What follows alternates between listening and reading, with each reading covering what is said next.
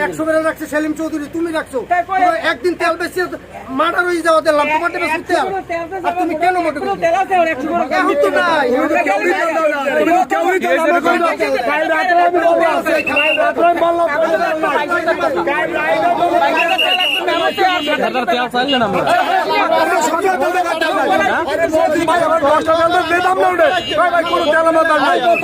সন্ত্রাসী কেউ নাই,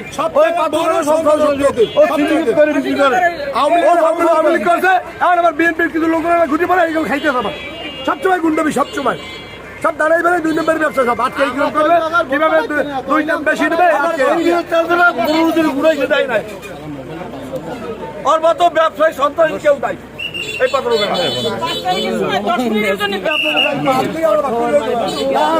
আচ্ছা কি এই যে তেলের যে সংকট যে পাথরঘাটায়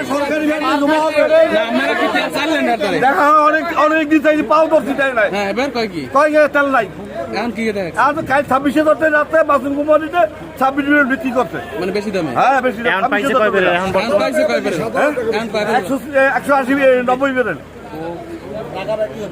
ওর মতো সন্ত্রাসী ব্যবসায় কেউ নাই। 190 বেরেন।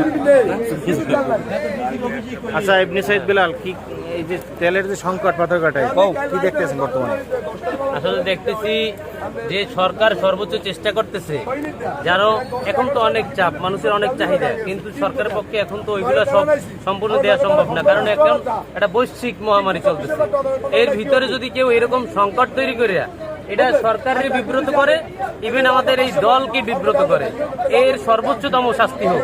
কারণ এত ব্রেল তেল মানুষ পায় না, হাহাকার করে, মানুষ যার প্রয়োজন ছিল 5 ব্রেল এই 1 ব্রেলও পাইতেছে না, এরকম। কিন্তু থাকবে কেন?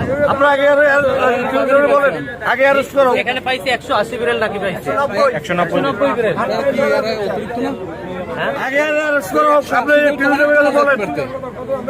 180 ব্রেল মানে এইখানে দেখা যায় পাথরঘাটা উপজেলায় কতদিন চালান যায়? 100 ব্রেল 2 দিন এই সম্পূর্ণ পাথরঘাটা একটা উপজেলা চালানো যায়। এইখান থেকে যদি মজুত করে এইটা ইফেক্টে পড়ে কোথায়? মানুষ কমপ্লেইন করে যে সরকারের দোষ। সরকার কি এই তৈল খায়? মাথায় দেয়। সরকার তো জনগণের জন্য, যতটা জনগণের সরকার এই চেষ্টাটা করে, তার সংকট তীব্র হয়। আপনার বলেন ই করুন, জব্দ করে নিয়ে যাবো। 10 দিন টাইম আছে সাগরে যাওয়ার, 10 দিন নাই সংকট পাথরঘাটা আপনারা সাংবাদিক, আপনারা অ্যারেস্ট করার আগে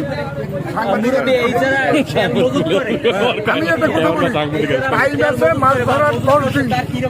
এই 10 দিনে তারে 10 বছর যে তৈল আছে পাথরঘাটায় 10 দিন চলে। আর বিচারক 10-12 জন ব্যবসায়ীরা আটকাই রাখছে, তার জন্য সরকারের কোটি টাকা রেভিনিউ নষ্ট হবে এই 10 দিন।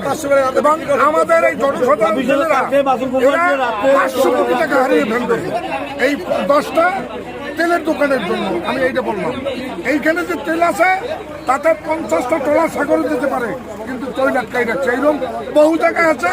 প্রশাসনের দৃষ্টি আকর্ষণ করছি, তাদের কাছ থেকে তেল উদ্ধার করিয়া আগামী 1 দিনের মধ্যে আমাদের জেলেদের সাগরে দেওয়ার জন্য আমি বিনয় অনুরোধ করছি।